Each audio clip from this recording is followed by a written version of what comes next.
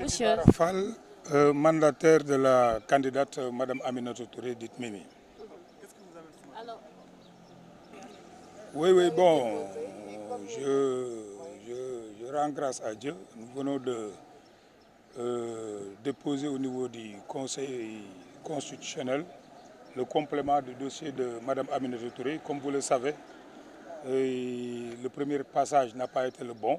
On nous avait demandé de régulariser des parrainages, ce que nous avons fait en amenant des fiches et encore une fois une clé pour compléter le dossier de Mme Aminata Touré. Nous devions compléter 19 800 parrainages, ce que nous avons fait, parce que le problème, ce n'est pas le nombre, ce n'est pas les parrainages. Le problème... Il y a une autre motif. Non, j'ai dit que nous n'avons pas un problème de parrainage. Le problème que nous avons, c'est le contrôle qui se fait ici au niveau du Conseil constitutionnel, avec les doublons et les régies que nous avons déjà dénoncés. Donc nous avons encore une fois de plus déposé un dossier béton et nous espérons que cette fois-ci sera la bonne. Ouais. Pourquoi le polémique a été mise en place? Alors, quelles sont vos attentes par rapport aux démarches que vous avez faites? Je n'ai pas bien entendu. Le collectif, oui. Oui. De faire des démarches. Quelles sont vos attentes et vos aspirations par rapport à ces démarches? Non, nous attendons gain de cause, parce que quand même, c'est des greffes qui ont été notés et qui tiennent debout. Nous savons tous que le contrôle qui a été fait ici au niveau du Conseil constitutionnel laisse à désirer, avec un nombre incalculable de doublons et des gens qui ont voté en 2022 lors des législatives et qu'on déclare non identifiés dans le fichier électoral. Ça, c'est impossible. Vous avez vu le cas de Ben Diop qui a voté lors des législatives 2022 et à qui on a dit ici au Conseil que vous n'êtes pas dans le fichier électoral. Donc c'est pas... Non, c'est un dossier béton. Il y a un recours qui a été fait et il y a aussi, qui sera déposé tout à l'heure, il y a aussi une plainte parce que quand même, c'est le travail de toute une équipe. C'est le travail de toute une équipe disséminée à travers le pays. Des techniciens qui ont sué pour quand même faire ce travail. Parce que les dossiers que nous amenons au Conseil, c'est le fruit d'un travail de milliers de personnes éparpillées à l'intérieur du pays. C'est le fruit d'un travail de techniciens qui n'ont pas dormi pendant des jours. Maintenant, si nous trouvons que nous avons été lésés, je pense que le minimum, c'est de faire recours aussi. Et si nous pensons, nous indexons certaines personnes, c'est le lieu de porter plainte contre ces personnes. Alors c'est le Conseil constitutionnel qui vous a donné la clé que vous avez amenée ou bien c'est votre clé? Non, c'est la clé que nous donne le Conseil constitutionnel. Et nous ramenons la clé et nous la laissons ici. Par exemple, la clé que je vais amener ce matin, je l'ai laissée à l'intérieur du Conseil constitutionnel. L'autre fois, quand je suis venu, comme aujourd'hui, ils ont fait le contrôle, ils m'ont donné le nombre de parrains que j'ai eu à Saint-Louis, avec la même clé. Et quand je suis retourné pour le contrôle, ils m'ont dit à Saint-Louis, nous ne voyons pas Saint-Louis. C'est pourquoi je dis que la politique là, c'est du sérieux. Ce que nous faisons, c'est du sérieux. Quand nous travaillons, nous voulons voir le fruit de notre travail. Ouais.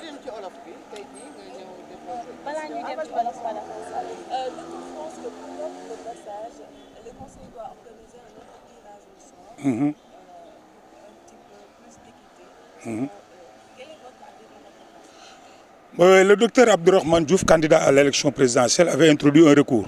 Mais de ce qu'on nous a dit ce matin, tous les candidats vont passer demain, mais quand même on respectera le même ordre de passage. Donc ça veut dire qu'eux, ils n'ont pas accepté de faire un autre tirage. D'accord. Pourquoi ce polémique entre la validation du parrainage de Anta Babacar Ngom par rapport à Mme Aminata Touré? Vous savez, Anta Babacar Ngom, moi personnellement, je ne la connais pas. Je sais que je suis sur le terrain politique depuis des années, je ne la connais pas. Mais Mme Aminata Touré la connaît. Parce que quand même, d'après Mme Aminata Touré qui me l'a dit, et que je sais que c'est confirmé, Anta Babacar Ngom était dans le cabinet du directoire de campagne du candidat Macky Sall en 2012. Et ce cabinet était piloté par Mme Aminata Touré. Mais quand même, moi, ce n'est pas Anta Babacar Ngom qui passe ou qui ne passe pas. Non.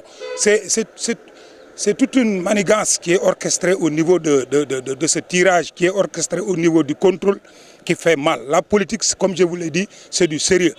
C'est un cursus, c'est un vécu. Donc on ne peut pas se lever du jour au lendemain comme ça et quand même passer devant tout le monde sans qu'il n'y ait pas de suspicions.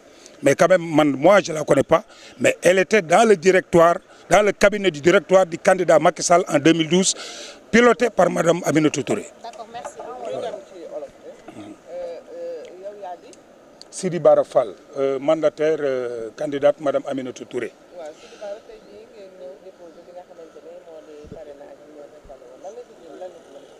waaw li ñu jàpp mooy comme ni mu demee woon ci premier dépôt bi ñëw nañ comme benn passé dañ ñu wax ni ñu dañoo am ay parrainage yu ñu waroon complété ñu décrier ko ci momam parce que comme ni ngeen ko xamee clé bi ma indi tey ñoom ñoo ma ko jox clé ba ma indi woon keroog ñoom ñoo ma ko jox biñ ma ko joxee dama ko fi bàyyi bi ma ko indee bi ñuy contrôler clé bi dañ maa wax jox ma nombre bi ma am à Saint-Louis comme tey joxaat nañ ma nombre bi ma am à Saint-Louis jox ma nombre bi ma am à Louga jox ma nombre bi ma am à Kaolack keroog nag bi ma dellusee pour ñu contrôler dañ ne ma Saint-Louis nekku ci te ñoom ñoo ma joxoon nombre bi donc tey nee nañ ñu amoon nañ 10 000 yoo xamante ni non inscrits ma leen di wax ni leen li ñu naan la non inscrits y a des gens yoo xamante ni élection 2022 yi passé législative dañu dem voté ji te après dañu leen wax ni leen fichier bi nekkuñ ci c'est le cas du candidat Ben Diop nga xamante ni voté na 2022 ñun ñi aussi am nañ dans notre cas des gens qui ont voté en 2022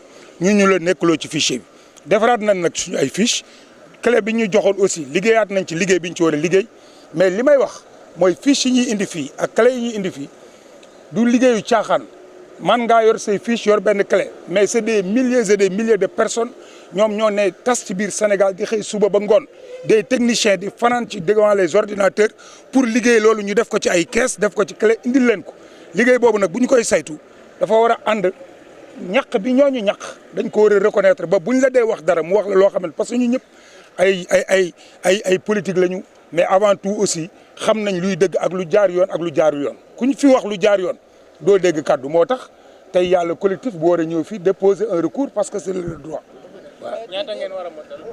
ñun war nañu motali 19 800. waaw keroog dañu defoon tirage pour ngeen déposer pour ngeen mën a déposer est-ce que am nga yaakaar ne tirage boobu la dañ koy defaat wala. non li ñu ma wax léegi te muy lu ñu firndeel ci kayit mooy ni comme ni ngeen ko xamee docteur Abdourahmane Diouf candidat à l'élection présidentielle dugaloon na recours pour wax ni passage bi dañ ordre de passage bi dañ ko retiré waat mais ci ni ma comprendre tey parce que jox nañu convocation candidat yëpp la ñu convoqué suba ñii le matin ñii dans l'après-midi parce que ni ñu ko jàppee ñoom mooy dans la journée de demain incha allah rabi candidat yëpp dinañ jàll ci contrôle de parrainage.